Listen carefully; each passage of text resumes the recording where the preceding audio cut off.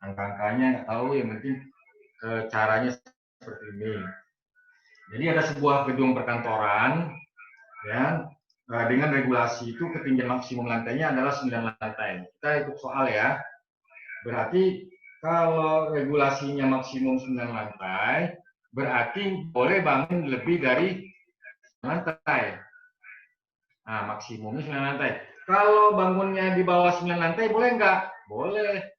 Asalkan tidak melanggar ketinggian ini. Lebih dari 9 lantai. Ya, sampai sini paham ya?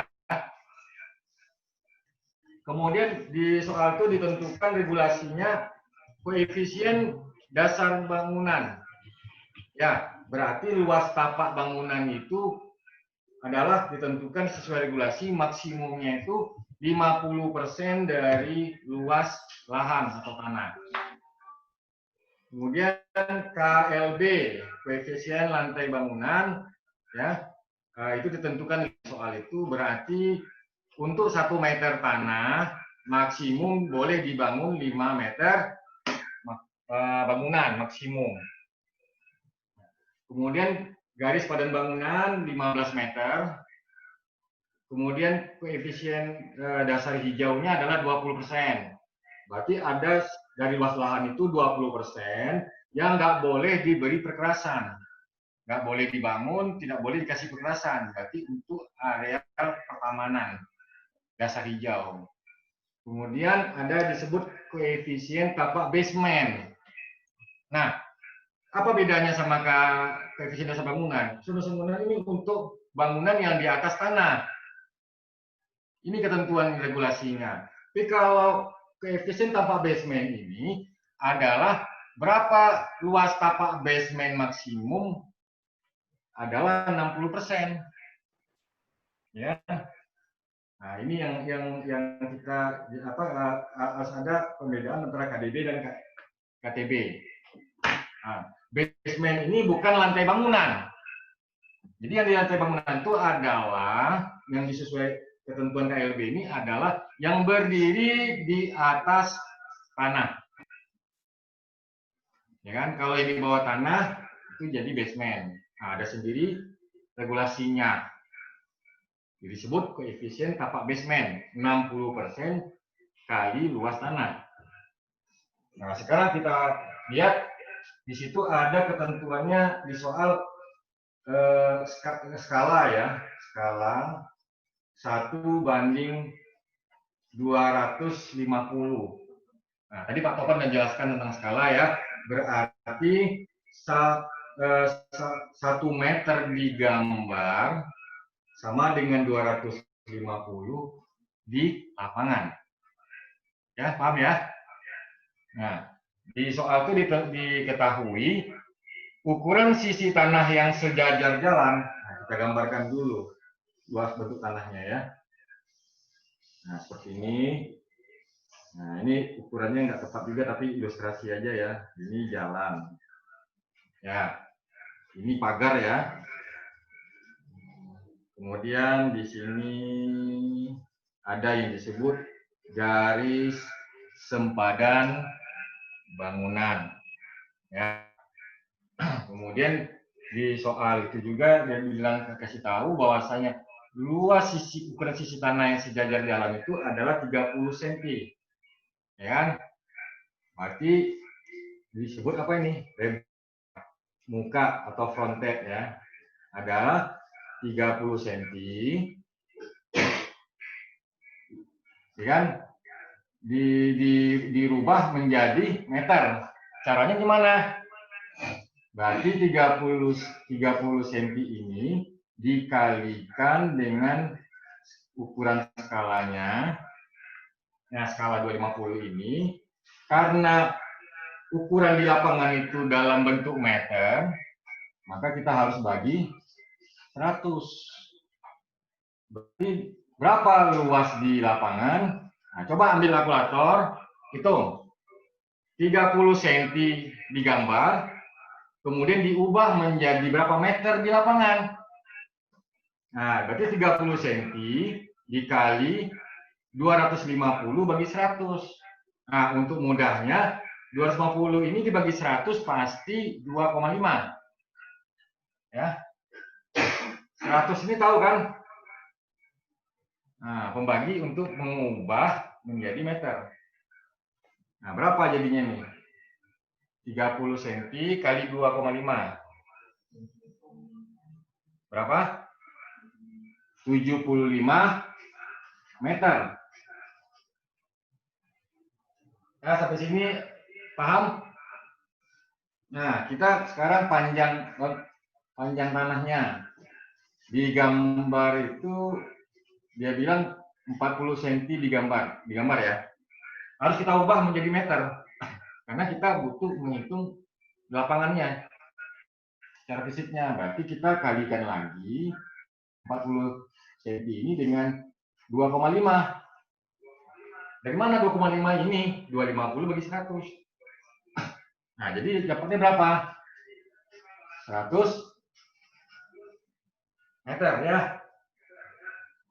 Berarti lebar muka tanah itu adalah di sini 75 meter. 75 meter. Panjang ke belakangnya berapa? 100 meter. Nah, berarti dapatlah luas tanah itu berapa totalnya? Nah, ini pertanyaan yang pertanyaan pertama nih. Luas tanah sesungguhnya itu berapa? Nah, ini nomor 1 berarti ya. Berarti 75 meter dikali 100 meter, ketemunya berapa? 7.500 meter persegi. Ya, sampai di sini perlu saya jelaskan atau kita lanjut aja dulu? Oke. Nah, kemudian apa lagi langkah selanjutnya? Nah, di situ ditanya berapa luas tanah yang dapat didirikan bangunan. Berarti lahan efektif. Berarti tidak semua lahan ini, ya kan, boleh dibangun. Nah, kita mencari tapak dasarnya itu berapa yang bisa dibangun, dan kemudian berapa lahan efektif yang boleh dibangun. Di soal itu dia bilang bahwasanya di kiri kanan tanah itu ada batas kiri kanan bebas. Ya, itu 10 meter. Nah, ya kan? Dan jarak bebas belakang juga ada. Seluas berapa? 12 meter. Nah, kenapa dibuat aturan bebas-bebas kiri kanan dan belakang? Agar ketika lahan ini bersebelahan dengan lahan yang lain dan lahan di belakang, ya kan, ada ruang untuk bebas. Ketika misalnya timbul musibah kebakaran, ya paling tidak mobil kebakaran bisa masuk, jadi tidak menempel. Nah, makanya dibuat jarak bebas kiri kanan belakang. Kalau enggak orang nanti bangunnya dempet-dempet semua gitu. Jadi kalau satu mengalami musibah ya bakar semua. Ya. Jadi kalau sudah ada batas kiri, batas kiri kanan, batas belakang, berarti yang lahan yang disebut efektif itu yang ini. Nah, ini yang saya gambar ini, yang di kotak ini. Ya, bisa lihat ya. Nah, ini yang disebut lahan efektif. Lahan yang bisa didirikan bangunan. Nah, berarti yang lain nggak boleh. Nah, sekarang kita hitung lahan efektifnya berapa. Ya kan? Luas tanahnya ya dikurangin berapa ini?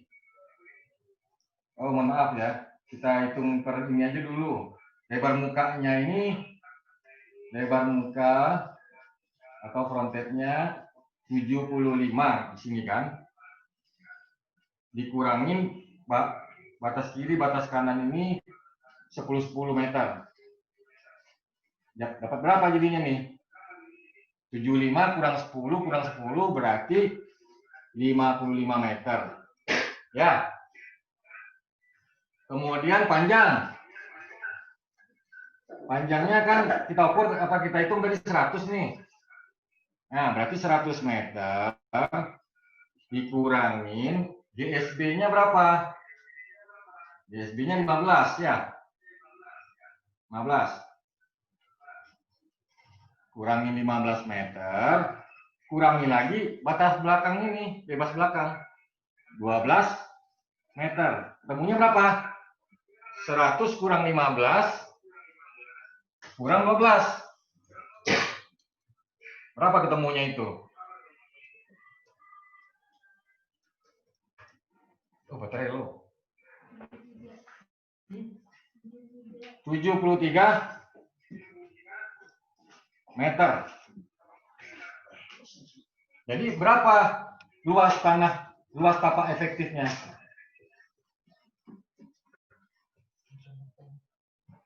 73 ya ini ya. 73 adalah 55 meter dikali 73 meter, ketemunya berapa? Coba dibantu hitung. Bantu hitung 755 kali 73 berapa? 4015 meter persegi. Ya kan? Padahal luas tanahnya 7.500. Yang bisa dibangun itu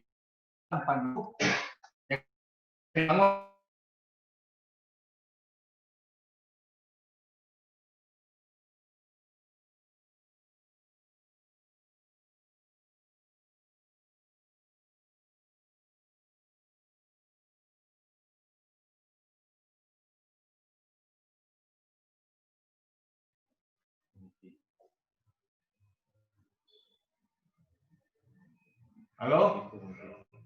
Ya, KDB-nya berapa tadi?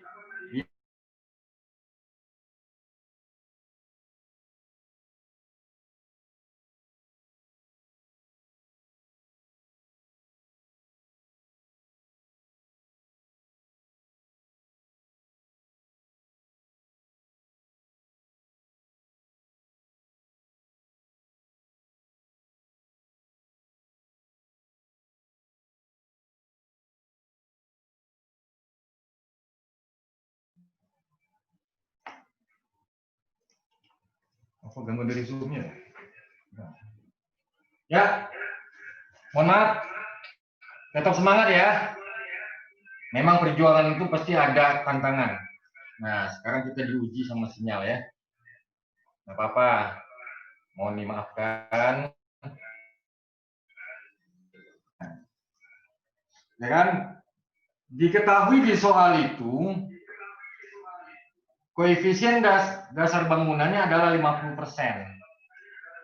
Pengalinya adalah luas tanah awal 7.500 ini. Berarti ketemulah KDB-nya 3.750 meter persegi. Ya, berarti di luas lahan 7.500 ini, luas tanah 7.500 ini, pemerintah setempat itu memberikan izin kepada kantoran ini bangun tapaknya seluas 3.750 meter persegi. Maksimum. Boleh nggak dibangun di bawah ini? Boleh.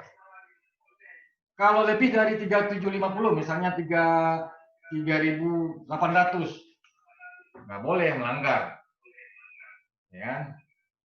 Berarti yang 5 meter harus kita buang. Ya, maksimumnya ini. Ya. Itu jawaban untuk soal yang pertanyaan nomor 3. Nah, sekarang pertanyaan nomor 4 itu, berapa luas lantai bangunan maksimum? KLB-nya. KLB-nya ketentuan regulasinya adalah 5. Berarti 5 dikali dengan luas tanahnya yang 7.500. Jadi berapa luas lantai maksimumnya? Coba dibantu ngitung. Berapa? 37.000 ya, bukan? 37.500 meter persegi.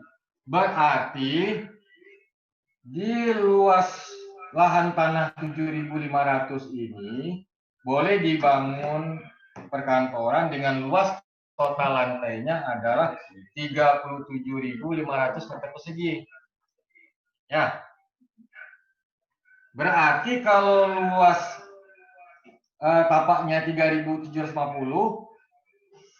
kemudian luas maksimumnya 37.500, berarti yang bisa dibangun itu berapa lantai?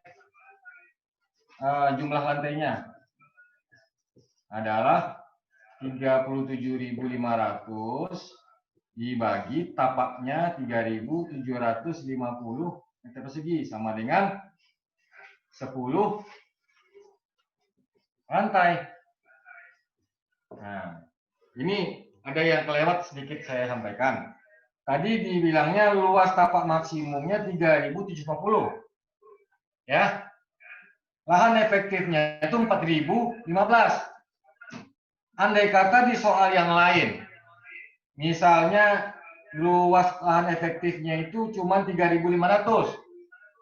Berarti luas tapak bangunan itu enggak maksimum 3.750. Berarti 3.500. 500 loh. Karena lahan efektifnya itu mungkin dibangun tapak maksimumnya KDB-nya 3.050, maka tidak melanggar, tidak ada masalah. Bisa kita bangun secara maksimum luas tapaknya, ya kan? Nah, sekarang bangunan tersebut boleh dibangun 10 bangun 10 luas KLB, luas lantainya 37.500, tapaknya 3.750. Berarti 10 lantai. Tapi ingat, regulasinya mengatakan tidak boleh membangun lebih dari 9 lantai. Nah, berarti luas lantai bangunan yang bisa dibangun itu, ya, luas lantai bangunan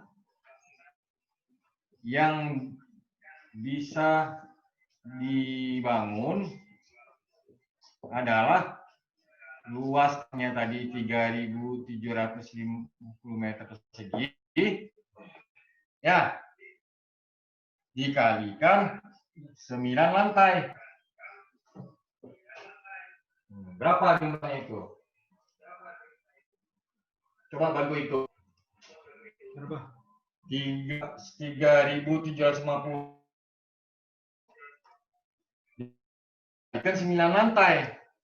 33.750. Ah, 33.750 persegi lantai. Nah, ini 9 lantai ya.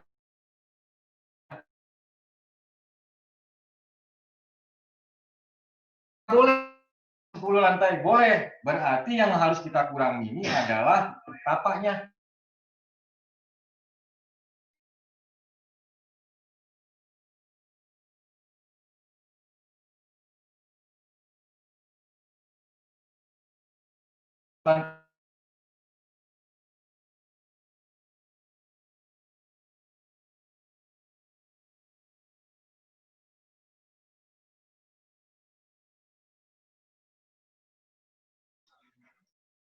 Nomor 6.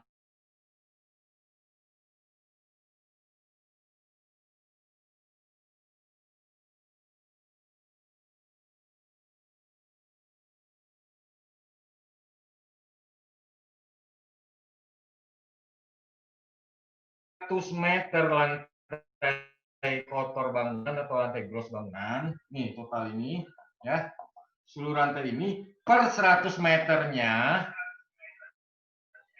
disediakan satu lot parkir. Berarti kebutuhan parkir adalah luas lantai bangunan tadi dibagi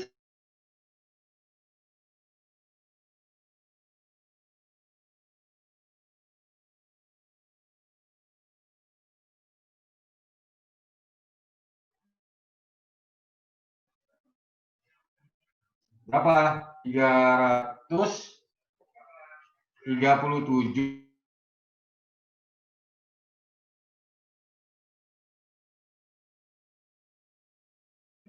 ya. Kalau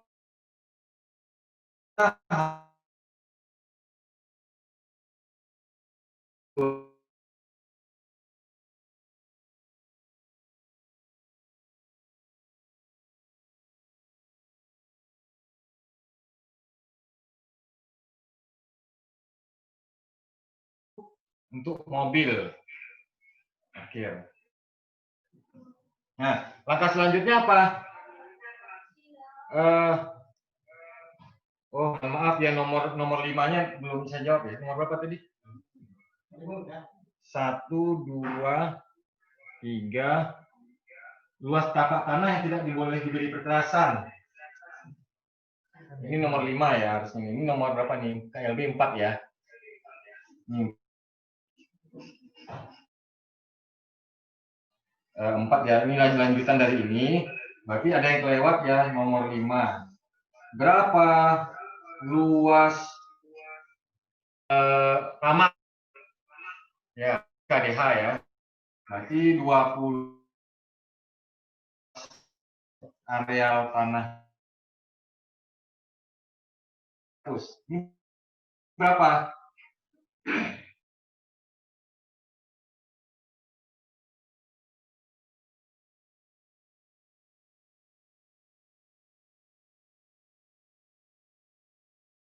Penghijauan. Tidak boleh didirikan bangunan, tidak boleh diberi perkerasan. Maka dia daerah hijau, koefisien dasar hijau. Oke. Terus masuk ke pertanyaan ke-7. Nah, apa jumlah lot parkir untuk outdoor gedung? Ya kan? Nah, outdoor-nya adalah luas tanah dikurangin luas tanah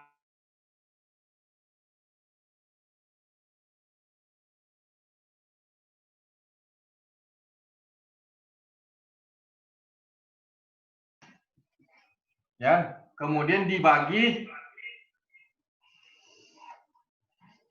ketentuannya adalah 25.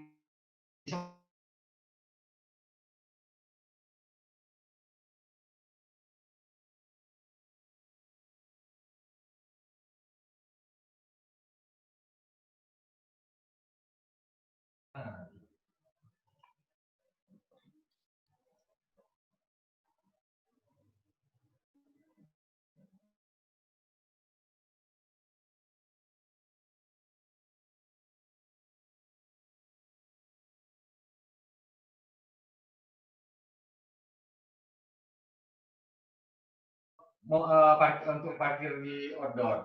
Berarti luas tanahnya berapa tadi? 7.500 meter persegi dikurangin luas tapaknya berapa? Tapak dasar. Coba kita lihat luas tapak dasarnya berapa? 3.750.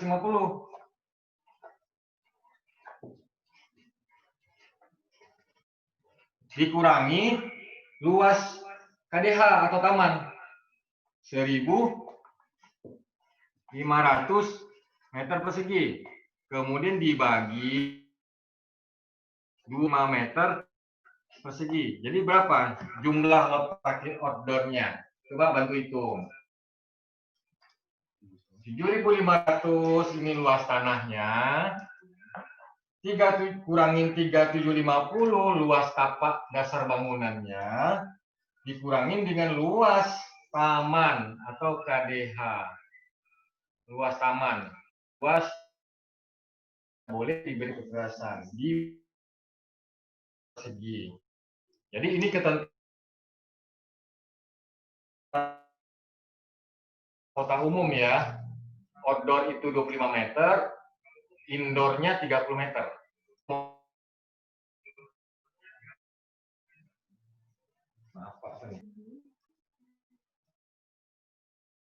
Berapa? 90. Bagi 25.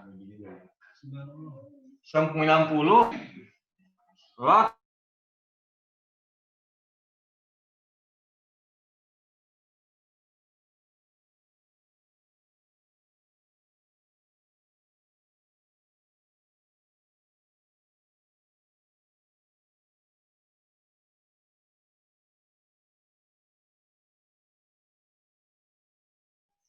Ini bisa difoto dulu silakan atau catat langsung karena saya mau membalikkan slide-nya. Nah, ya, terpaksa ini tulis ya, jadi memakan kertas. Sebenarnya enggak apa ya. Kita balik. Lanjut. Kemudian lanjut.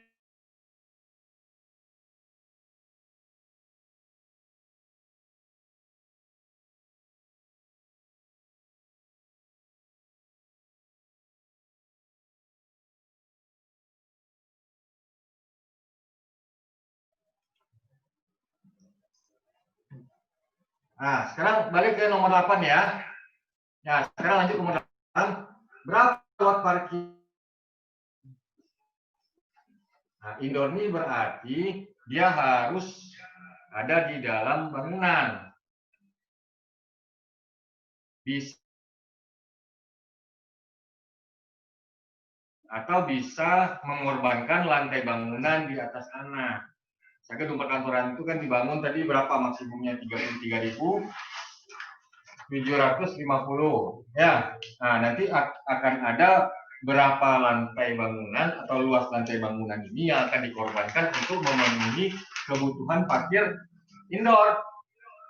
Berapa di situ? Dia bilang total keseluruhan kebutuhan itu adalah 337 lot.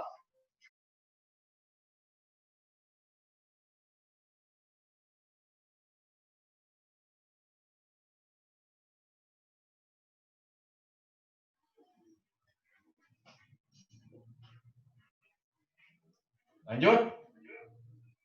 Ya, total keseluruhan kebutuhan itu adalah 337 lot parkir. Yang bisa dipenuhi oleh indoornya, outdoornya adalah 90. Berarti indoornya berapa?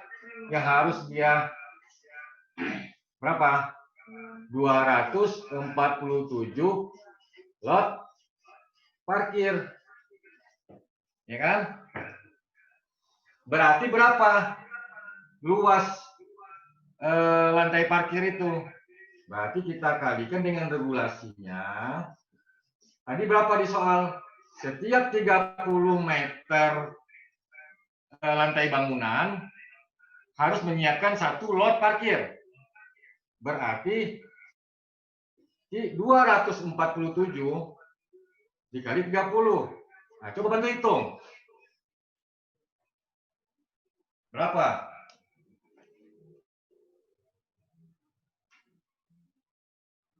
7.410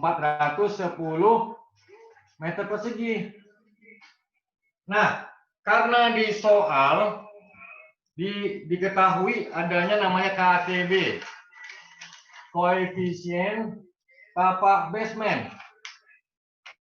Berarti kita harus menghitung dulu Berapa KTB-nya?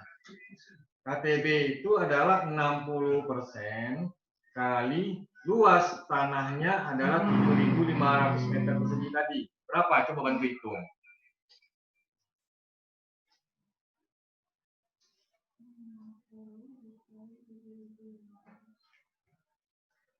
4.500. Wah, pesertanya udah jago-jago semua ini.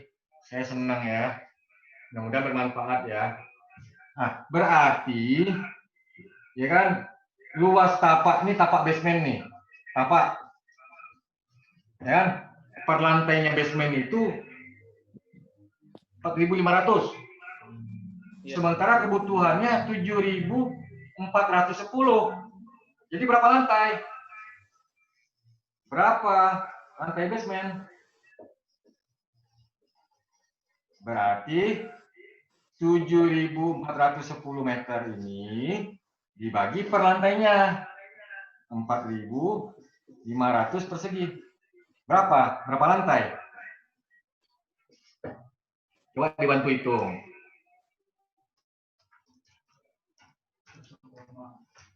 Berapa? 1,6 lantai. Yang namanya orang bangun lantai nggak mungkin 1 koma. Pasti menjadi 2 lantai. Kemungkinannya di tapaknya bukan 4.500. Jadi 7.410 ini dibagi 2. Jadi per lantainya mungkin sekitar berapa? 7.410 ini bagi 2 berapa? Sekitar saya coba ambil kalkulator dulu ya. 7.410 bagi 2. Nah, 3.705 meter persegi. Kan per lantainya. Nah, sampai di sini ada pertanyaan? Ya, coba saya buka chatnya dulu. Ada pertanyaan nggak? Karena ini kalau dibutuhkan untuk ngulang lagi, kita ulang. Ya, ya ini, wah pintar-pintar nih jawabnya 2 lantai semua ya. Nah. Ada pertanyaan? Kalau nggak ada pertanyaan berarti untuk soal parkir ini sudah selesai kita bahas. Silakan dicatat kalau mau catat. Kelihatan nggak ya di apanya? Kelihatan ya? Kelihatan? Coba digedein. Nah, itu. Silakan kalau mau difoto atau mau dicatat. Tapi kalau catat kayaknya kelamaan ya, keburu malam. Tapi sampai di sini saya mau nanya, masih perlu diulang lagi nggak nih? Oh, banyak yang jawab nggak usah. Oh, berarti sudah ngerti. Jadi untuk sesi perhitung parkir ini selesai. Terima kasih atas perhatiannya. Untuk kegiatan selanjutnya saya serahkan kepada MC untuk menutup acara kali ini. Sebelumnya saya sampaikan bahwasanya kegiatan ini berlanjut terus. Nanti minggu depan kita akan masuk ke sesi PDP 2 dan pendidikan dasar SPI. Jadi bagi yang mau ikut silahkan. Tolong diinfokan ke teman-temannya semua. Minggu depan kita akan ada lanjutan PDP 2. Minggu kemarin kita sudah PDP 2, tapi karena banyaknya permintaan, ya karena sekarang ini kan lagi banyak membutuhkan RMK. Nah, sampai kita juga diminta tolong memberi penyegaran PDF. Jadi bagi rekan-rekan yang mungkin bagi teman-teman yang belum sempat ikut, tolong diinformasikan. Nah, kalau yang mau ikut lagi silakan, ya silakan.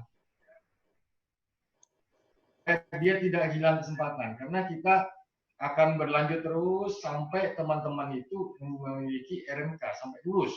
Jadi kita hari ini sepakat belajar, sepakat lulus ujiannya, sepakat memperoleh RMK, dan sepakat jadi penilai publik. Jadi nggak cukup RMK aja, sampai penilai publik. Nah, jadi untuk ini saya informasikan nomor handphone. Jadi kalau ada teman-teman yang misalnya ingin diskusi, ingin ada kesulitan apa, mungkin di latihan soal, baik di KP maupun yang umumnya, hubungin saya nanti ke nomor ini.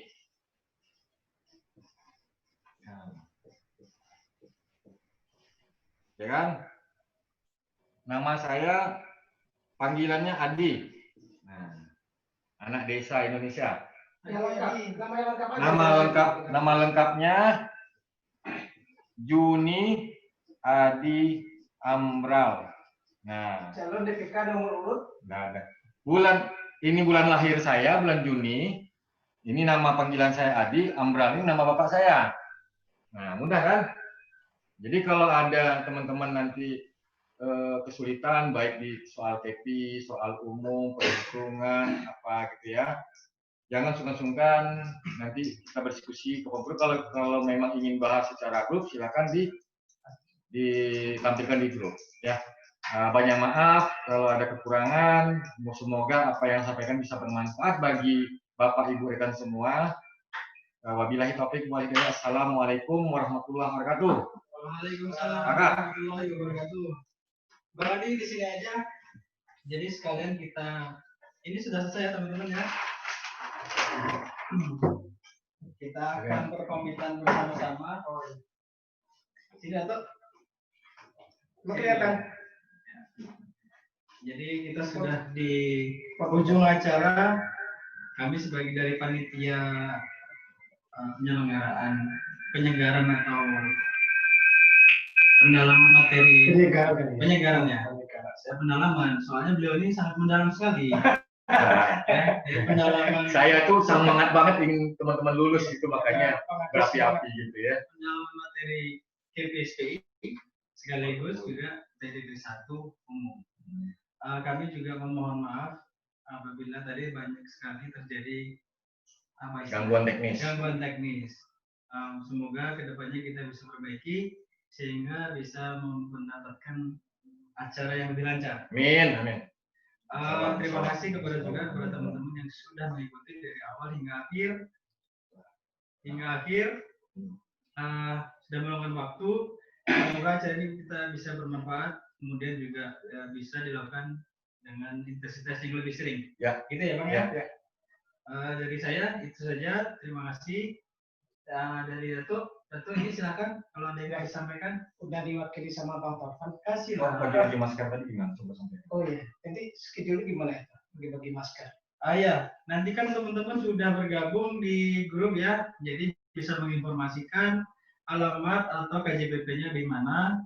Kita nanti bisa kirimkan atau di drop di beberapa tempat sehingga bisa mengambil masker-masker tersebut. Jadi kita minta dibantu juga lokasinya atau alamat sehingga nanti ada teman-teman yang akan mengirimkan gitu ya. Ya. Diinfokan di grup bisa atau di Pak Firman Sah boleh. Ya. Saya kira gitu ya Dato. Terima kasih kepada teman-teman. Kami tutup acara. Wassalamualaikum warahmatullahi wabarakatuh. Waalaikumsalam warahmatullahi wabarakatuh. Terima kasih. Waalaikumsalam. Salah suaranya belum? Bos, tadi aku udah sepakat. Waalaikumsalam warahmatullahi